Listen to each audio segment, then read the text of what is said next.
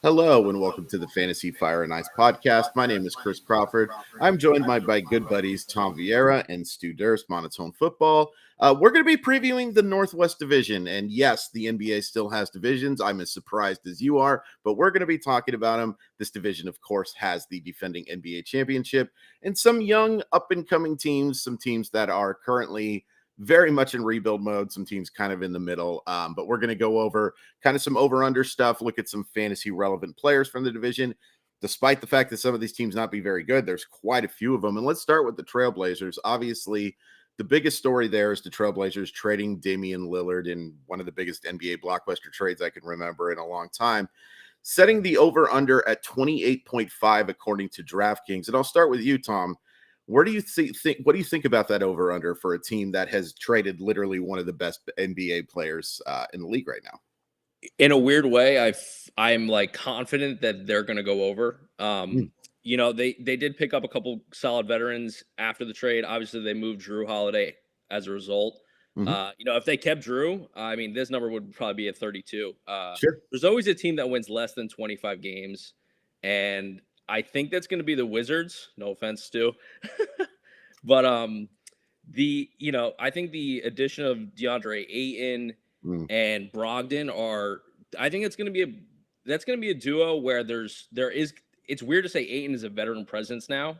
Right. But he's going to need to be. He's going to need to step up. I actually like Ayton more than I like Nurkic at this point. So, I really think they have a good chance. And with the youth of Scoot and Shaedon Sharpe, they have some shooters. They have a lot of athletic ability out on the wing.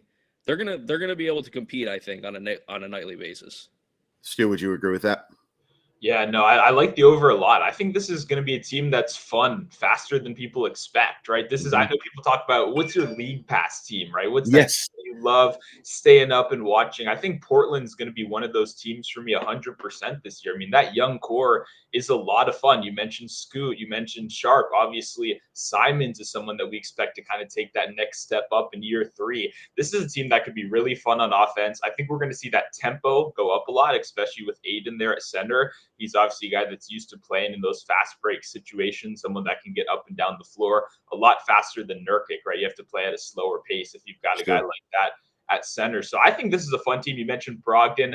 I'm not sure if he's here by the trade deadline, right? Yeah. I mean, he's that veteran presence. Maybe you want him in your locker room. But if I'm a Portland fan, I want trial by fire. I want to see these young guys instantly. I want to throw them into the mix and see how they handle the NBA. So I kind of hope Brogdon could maybe get moved for another young piece or so, but I'm not sure if that happens until the trade deadline. But I like this young core a lot. Yeah, it's an interesting group of guys. I think the league pass thing is a great call too, because not only do I think they're going to be fun to watch, because I think they're going to have fun tempo, I think they're going to give up a lot of points. I think this is a team that is going to struggle defensively. Let's talk about Scoot Henderson, just because, the hype for Victor Wembanyama out of control. And I totally get it. Just watching the guy play, it's pretty obvious that this guy's going to be a special player. But I think Scoot Henderson would have been the first overall pick in a lot of NBA drafts. You're going to have some concerns with turnovers, Stu, but where are you targeting Scoot Henderson for in terms of being in redraft leagues for fantasy? Yeah, no, I like Scoot. Not only fantasy, I even got a little rookie of the year ticket in there. I know Wemby is obviously an intimidating figure at that number 1 spot, but there already has been speculation about his games played this year, about some rest management stuff later in the year. Pop has already talked about that. And there is like a kind of a game number limit you need to hit to win that award. So for me, I do think there's a little inherent value on Scoot, someone that, like you kind of mentioned, this guy's a first overall pick in a lot of drafts. So kind of a little bit of a throwback point guard, more built in that Russell Westbrook, Derrick Rose model than a lot of these younger guys we're seeing right now that are chucking everything from 3. You mentioned the turnovers. That's definitely going to be a thing depending on your league center or league settings right here. This is a guy that won't have that amazing Mike Conley assist to turnover ratio off the bat, but he's going to stack up those assists. That's one thing we know, right? This guy is going to have the ball in his hands a lot. You have a very dependable shooter in Simons on the outside. Definitely a top priority for me. And like I said, I already got some rookie of the year sprinkles in there as well. Tom, would you agree with that? Yeah, I think he just convinced me. I was like, it's so hard to just be like, all the hype on Wemby. You're like, all right, it's Wemby's. It's to lose, right? But you're right. You're getting a pretty good price on Scoot, and the usage is going to be high. and they're going to be a running gun team, like you said. They're going to be up and down the floor, and with that, he's just going to be able to stuff the stat sheet probably on a nightly basis, which is what we're looking for. Anthony Simons and Deandre Ayton kind of going around the same spot. So I'll start with you, Tom. Of those two, which is the first Trailblazer that you're drafting off the board? I want to say Anthony, but I think Sharp and Scoot are gonna take some shots away from him in a weird way. So I'm gonna lean towards Ayton. I think Ayton is gonna be, he's the only big that they can really trust there, and he's gonna play a ton of minutes as long as he stays out of foul trouble. I lean towards Ayton. Stu? Yeah, no, I feel a similar way. I think Ayton, obviously, he kind of has everything locked down there.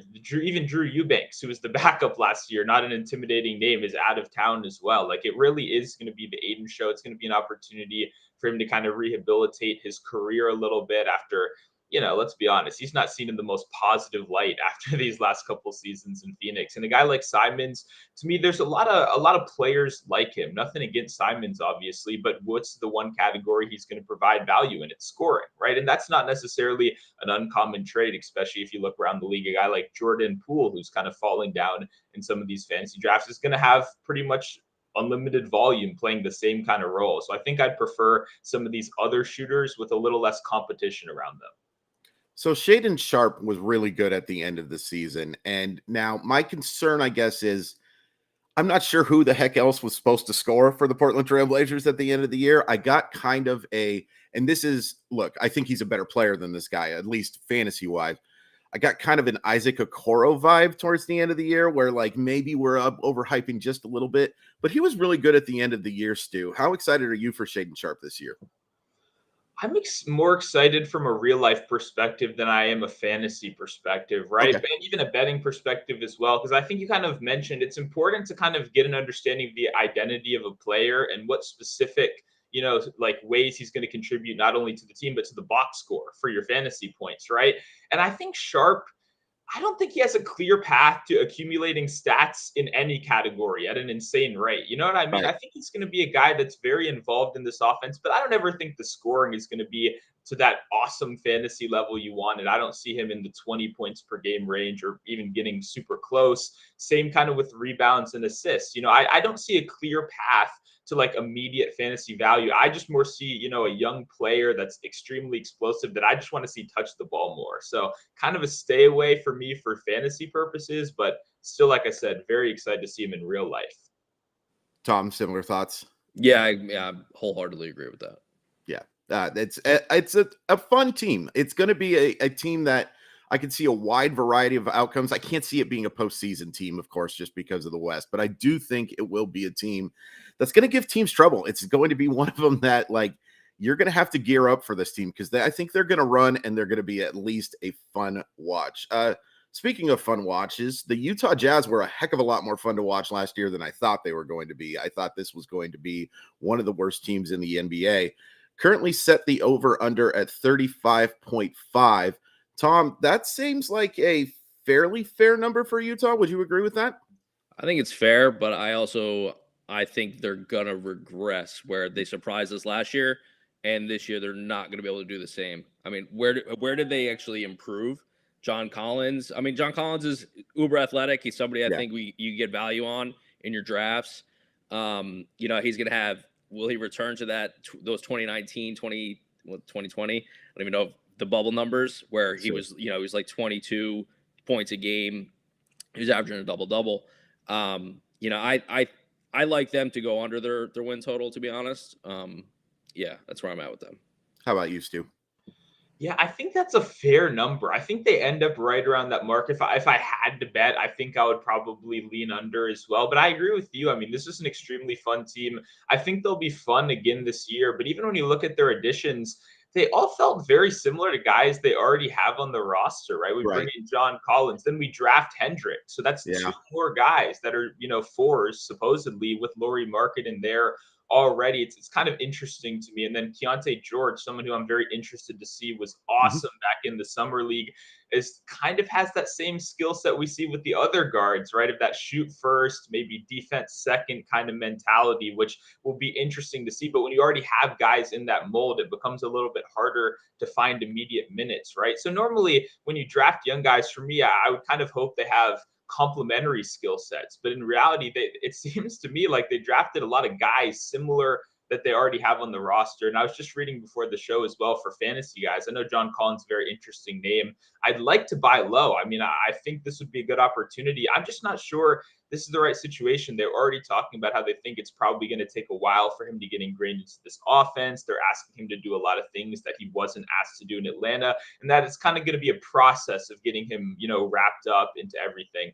That's not what I'd want to hear as a fantasy drafter, to be completely honest, in addition to the competition he already has at the 4 spot, right? With Lauri, the most improved player in front of him, and then a rookie sitting there right behind him, gunning for those minutes as well. So it gets a little tricky from a fantasy perspective, but they'll be a competitive team, fighting to try to stay in that playoff conversation till the very end of the year. Yeah, I think that's a great point on the similarity. It almost feels like a team that's trying to, because clearly not in competitive mode. They're not gunning for an NBA championship the next couple of years, finding out which of these type of guys that they really want for that long term. And I think that's one of the reasons why they acquired Lauri Markkanen last year. And look, to say that he was improved over what he was with the Cavs, now that was a terrible fit. It was very obvious that Markkanen was not supposed to be there. But Stu, this guy was a legitimate top 20 NBA player and NBA fantasy player last year. Are you betting on that type of projection again this year?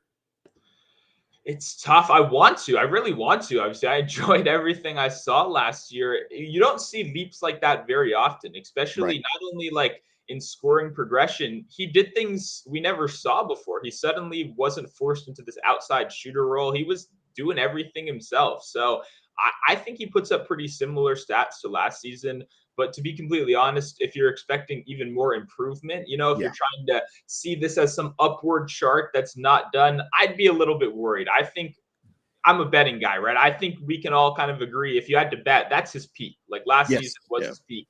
And I don't want to go against the guy. I think he's very talented, but it'd be very hard for me to see him surpassing those numbers he put up last season.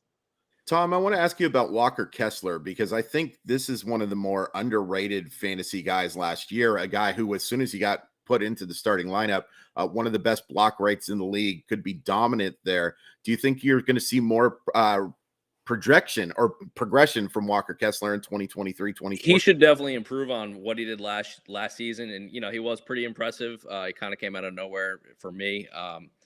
And it's funny, you were just talking about the competition for John Collins. It's like we didn't even mention Kelly Olynyk, Walker Kesller, Markkanen.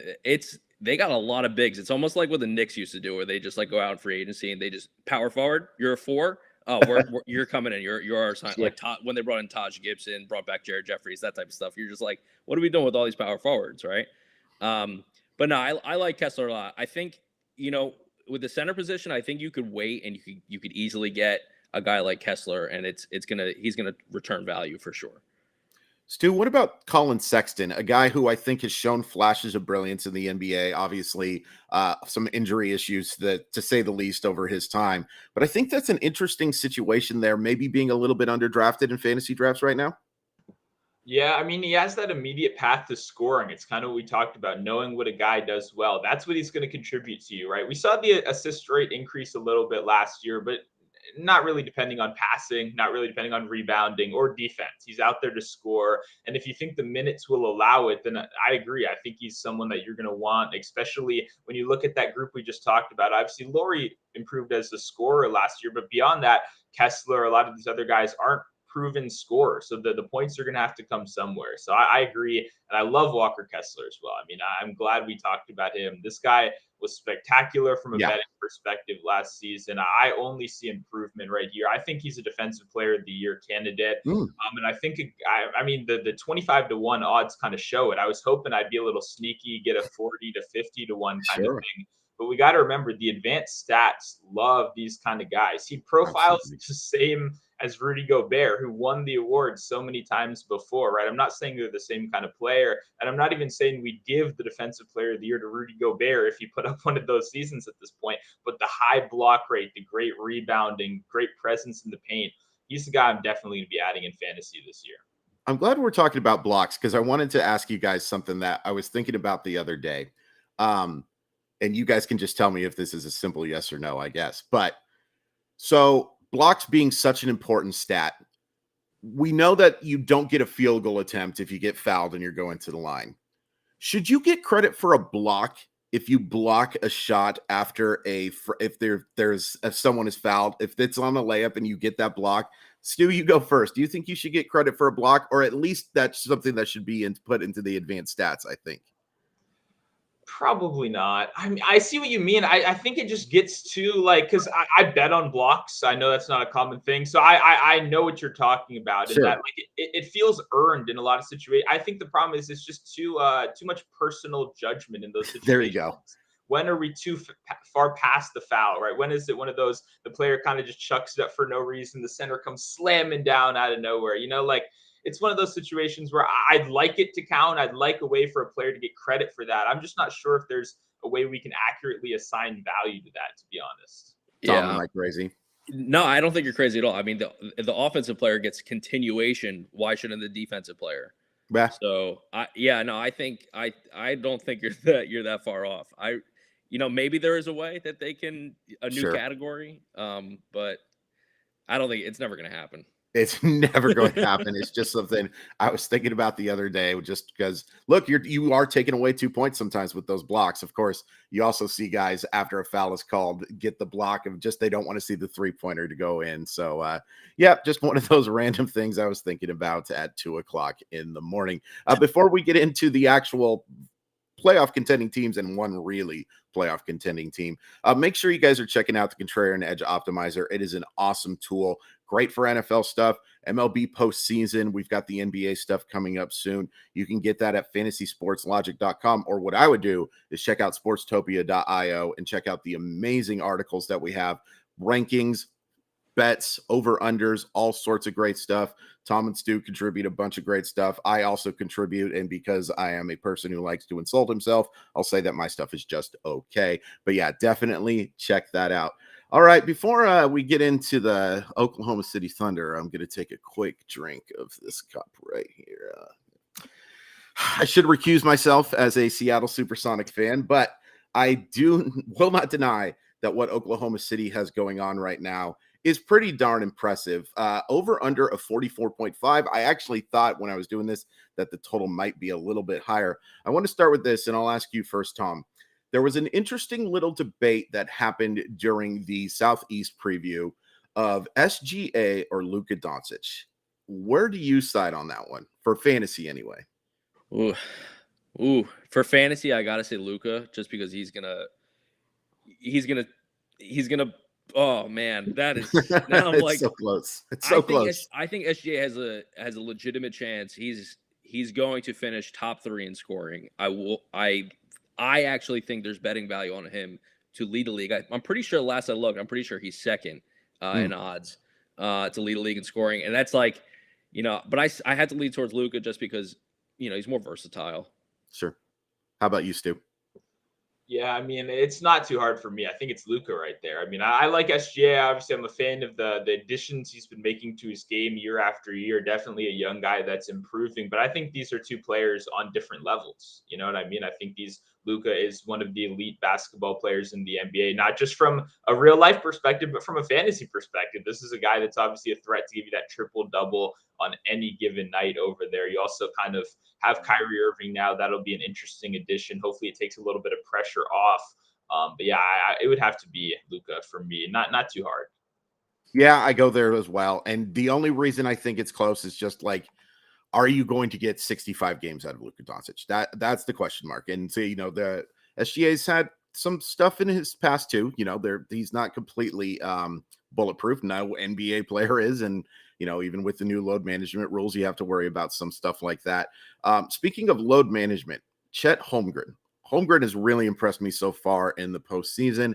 As a Gonzaga fan, I was rooting for him to go absolutely anywhere but Oklahoma City. I'm just going to be flat out honest with you. But I think it's an interesting fit. And Stu, it's been really impressive to see in the preseason. I think he has a chance to be a fantasy stalwart.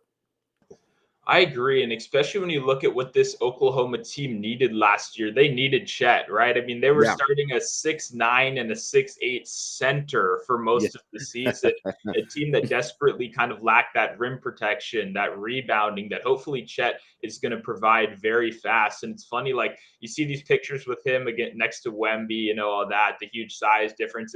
We almost forget that this guy was the next big thing before Wemby was the next big thing, right? Sure. It's almost that like kind of post hype player we talk about where it's hard to get that excited like we were last season when there's another guy that's even taller than him this year. But no, I like Chet a lot. I agree. I think he's gonna provide value in multiple ways. Obviously, the defense will be applicable right there. Hoping the blocks is something that's seriously in contention. It already has been, like you mentioned, in the preseason so far. I'll be interested to see how he kind of stacks up on defense, right? Physicality and frame is a big deal. When you talk about fantasy, you talk about viability, and it'll be interesting to see how much he's out there, if he's able to kind of stomach a full season with his frame and his injury concerns.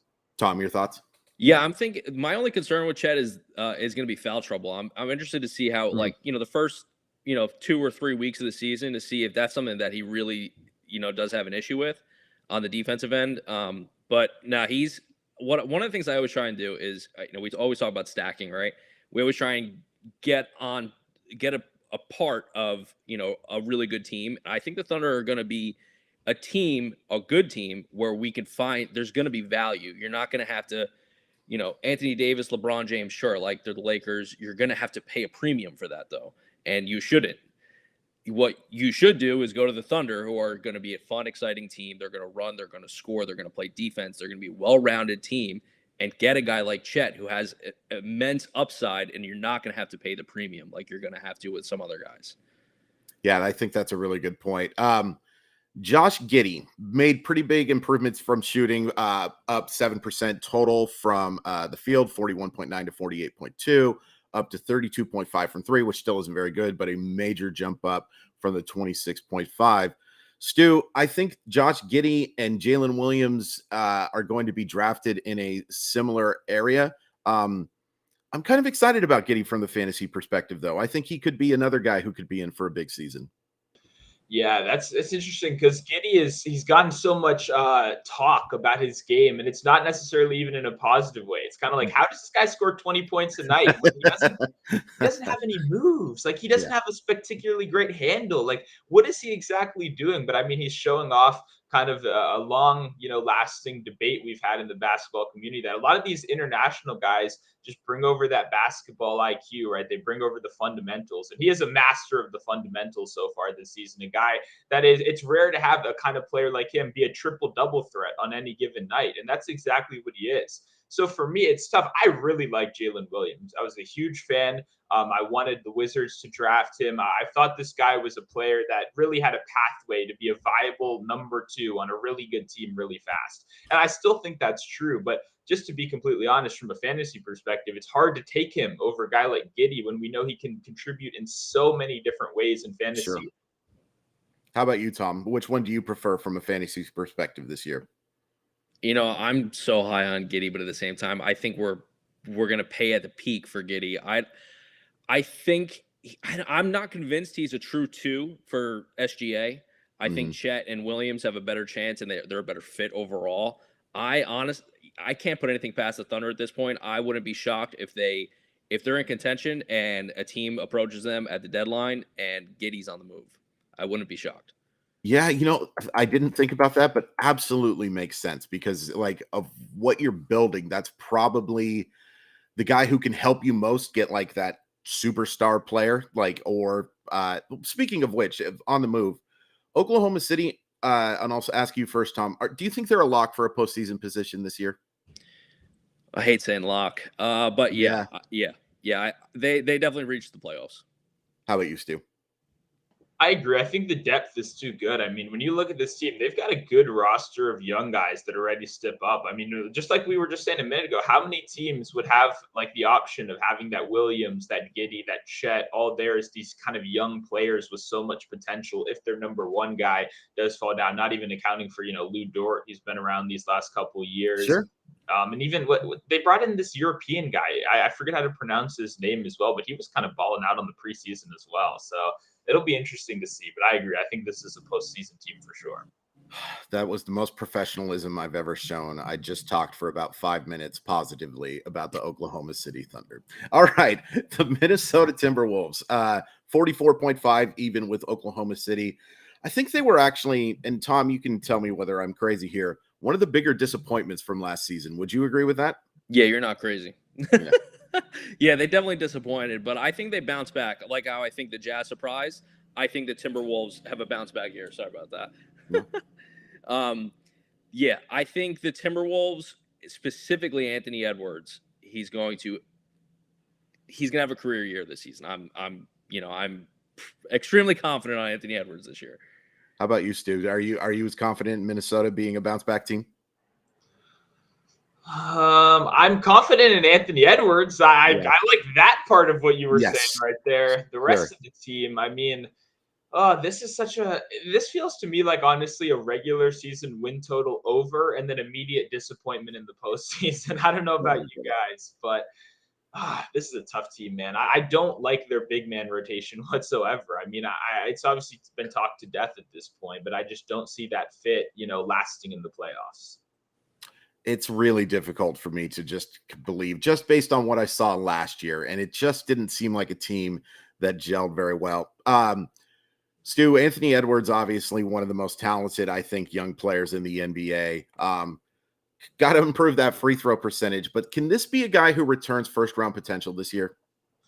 I think so. I definitely think so. I think this is a guy that I think I'm going to consider putting a little MVP money down as well. I took a look before the show, and the prices were better than I expected. You're getting 40-1, 33-1 in a couple spots as well. I think that's actually pretty good value. A lot of people are kind of talking about it, but it's that like off season. He had the good showing on the international stage. It's kind of the perfect time to bring all that momentum together, put all the pieces together and kind of ascend as that number one player on the team, because I don't really see too much scoring competition. And obviously we know there is scoring competition, but I'm saying like, I don't think there's any path or anyone in his way for scoring 30 points a night, which obviously puts him in that MVP conversation.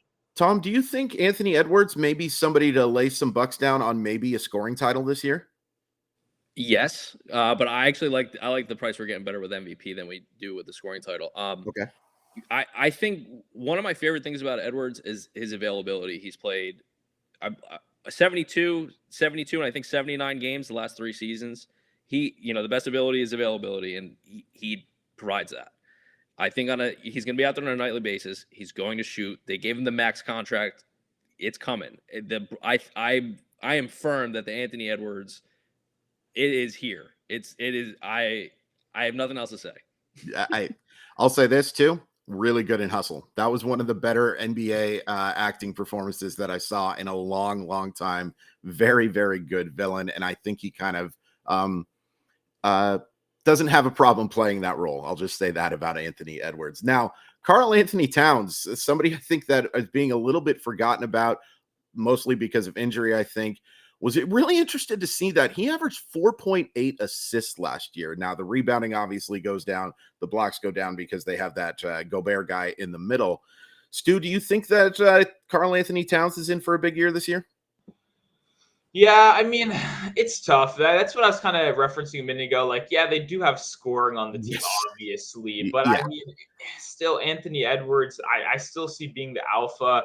I don't trust Karl-Anthony Towns. I don't like this weird positional swap where he's not a good center, so obviously he'll be not a good power forward now instead, right? Like the defensive swap is almost even worse. Now we've kind of having to worry about him chasing around guys on the outside, 3-point shooters. I think that might affect the rebounding adversely, like we saw last season as well. If you're out there, defending these perimeter fours, you're not going to be getting those rebound opportunities. And obviously, we've got one of the best rebounders in the league kind of sitting there next to him. So I don't know. The assist uptick is interesting. He's always been a big that has that ability to play make, to create from the center position. But it's just, will they ask him to do that on a consistent enough basis?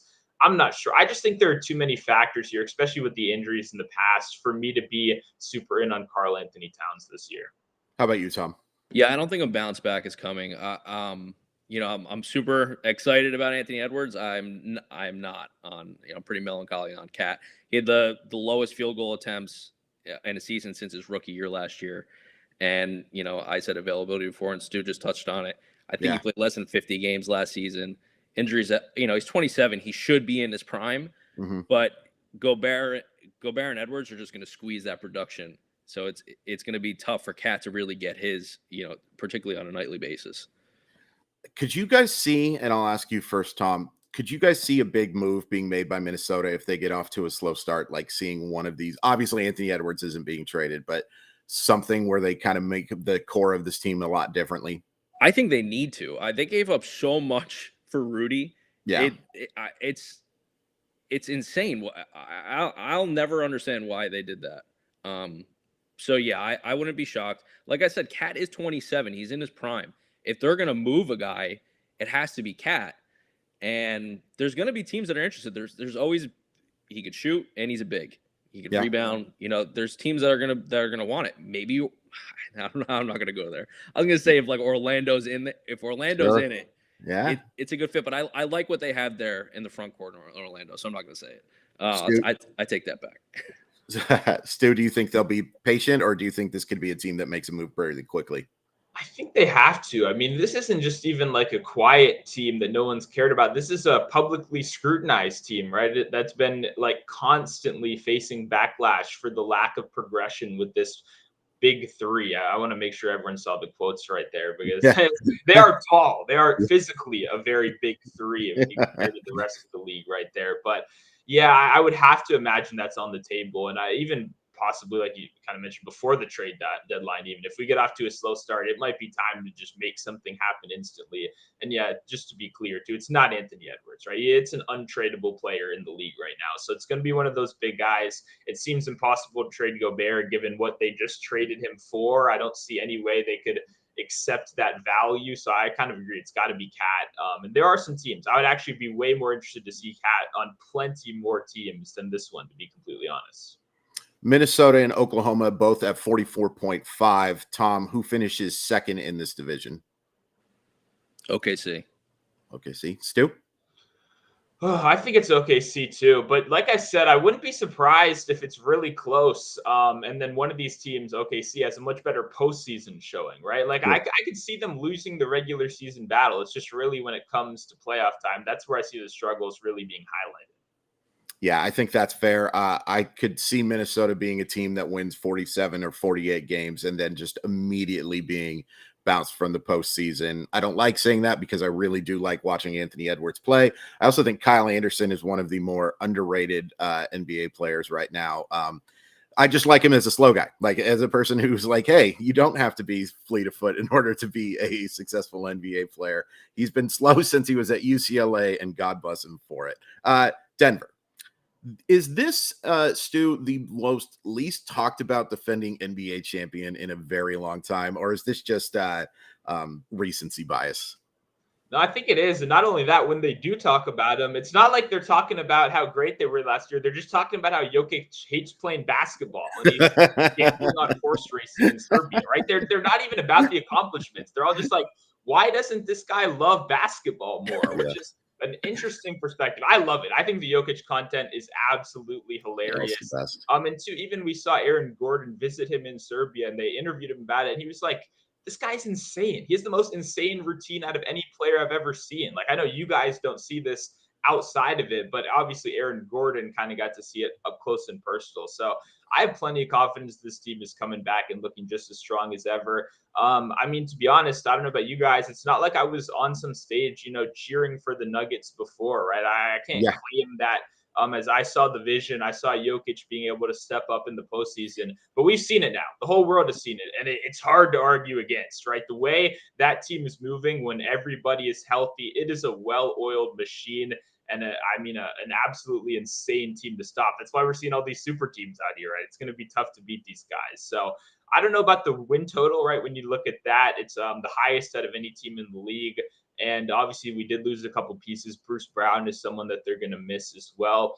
Sure. It will be interesting to see what young guys step up, though. I mean, Peyton Watson is a guy that's been talked about in league circles these last couple of years. Even Paul George shouting him out on his podcast as one of the best young up-and-comers in the league. Then we got a guy like Pickett, who they drafted to be an immediate contributor out of Penn State, a back-to-the-basket 6'4" point guard. Not something you see a lot, but obviously he kind of does have that weird Bruce Brown mold, right? And Julian Strawther from Gonzaga as well, a very polished outside shooter. This team knows what they want. They're in win contention mode right now. They're bringing around guys that can help them do that. All I'm seeing is people talk about Bruce Brown being gone and Jeff Green being gone. So I figured I'd give you a little counter with, in my opinion, some pretty good additions they made to bolster that team as well. Yeah, Tom, you just wrote a pretty strong article looking at the win totals of teams and stuff. Do you think Denver should be the favorite to win it all this year? I don't. It's so difficult to repeat in any any professional sport. NBA might be the easiest to do it but I'm in the I would say I'm in the minority group here where I think everybody's going to be gunning for Denver, right? We know that. Yeah. Jokić and Murray obviously showed they could be a dynamic duo in the postseason all the way to a championship title. But with everybody coming for them, I think they truly need a third star. And is it going to be Aaron Gordon? Is it going to be Michael Porter Jr.? I'm not convinced it's Aaron Gordon. I think Aaron Gordon is a better basketball player than he is, which he's never going to reach the star level as Murray and Jokić. Yeah. Michael Porter Jr., if he could average 21 and combine that with, he's going to have to shoot a high percentage. I just think that the West is so strong. The Suns, and I even in the article, I'm like, I'm trying to convince myself it's the Suns, but it's not, because the Suns don't have any depth whatsoever. They better than they were last season, sure, obviously. But I think the Nuggets need one of those two guys to step up and be a star throughout the season, and particularly in the postseason. Right. To really to have a chance to repeat. Yeah. And look, that's not an insult, I think, to Denver. It's just really hard to win back-to-back titles in any sport, in any league whatsoever. I'd be remiss if we didn't talk about Jokić. Just like to say, it's fun to see an NBA rec league player become one of the best players in basketball. The guy that you would be scared to play against if you were playing pickup basketball in the gym. Stu, is he pretty clearly the number one pick in fantasy drafts right now? Yeah, I think so. I mean, you mentioned availability a little while ago too. This is the guy that's there, right? The injury stuff. I mean, even like just looking at the way he plays from a macro perspective, right? He's not putting himself in a position to get injured as much, just based on play style alone right here. The durability has been insane so far. And yeah, the production at so many different, points in the game controlling. But he's the point guard and a center, right? That's such a rare thing historically. I think he's clearly the number one pick. So, Tom, Jamal Murray put up pretty similar numbers to what he's done over his career after missing that last season, which I think is more a pretty big compliment, because we see a lot of guys come back and not look so great in that first season back.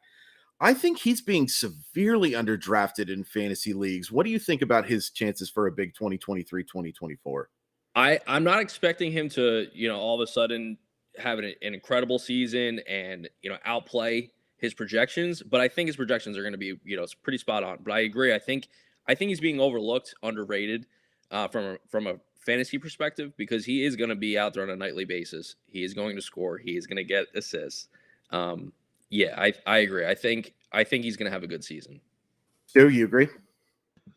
I do, and I actually think that's a really good perspective right there, because I've personally been kind of like, he didn't impress me too much last year. He didn't jump off the page, but I think you actually phrased that in a very good way. That's actually kind of a compliment of really not having that same explosiveness, rushing back immediately from an injury and still putting up those numbers. Sure. Maybe a credit to the system rather than talent. Now we have a whole offseason to rehab, to get better, to get more comfortable. I would assume we see a little bit more burst come back. I actually think that's a very good argument, something that I need to think more about, because before I was a little less, confident in Murray. The injuries are a little bit concerning, but we kind of have seen that time after time of these guys that have that full off season to rehab. They start to look a little bit more like their old self. So I'll just end with this. What is a successful season for the Denver Nuggets last year, Stu? Like, is anything but a championship a successful season for Denver? Or do you think that this is like, you can call this a good year reaching the conference finals or something along those lines? Yeah, I mean, with how strong the West is, I don't think you can ever really say a title or bust kind of season. So, yeah, for me, I think a Western Conference Finals appearance is a successful season. I mean, obviously, you might run into the Suns, right? You might run into a Lakers team that's suddenly good at the right time, right? Like, we know the Warriors, I didn't even mention, obviously, as well. Like, there's a lot of competition here. Yeah, I'll say Western Conference Finals as well. I think just making it back, having all the guys healthy, and contributing another good season would be a win right here. How about you, Tom? Yeah, I agree. Western Conference Finals for me, for the Nuggets, it's a winning season for them. I think, I started off, I said it's going to be tough to repeat. I think it's true. And, Western Conference Finals appearance, the West is so freaking good. So yeah. Yeah, it is an absolutely loaded field, and it'll be very curious to see. And I think the fact that teams are going to be gunning for them every single night, playing their very best against the defending champion, something you can't ignore. Like, there will be some times where Denver gets the best out of some teams that, like, hey, Portland, that'll be an interesting matchup, just because, Jokić against those running gun teams, that'll be an interesting thing to see, and how much load management takes place. But yeah, pretty clearly Denver the favorite in this division. A fun division, but there might be some teams that are looking forward to the lottery. I'll just say that for sure. Thanks so much for listening to the Fantasy Fire and Ice podcast. We really appreciate you guys checking us out. Make sure you're following us on all of the social media stuff, following us on Twitter or whatever the heck they're calling that website now. We really do appreciate it. We'll be back next week, and thanks again for tuning in.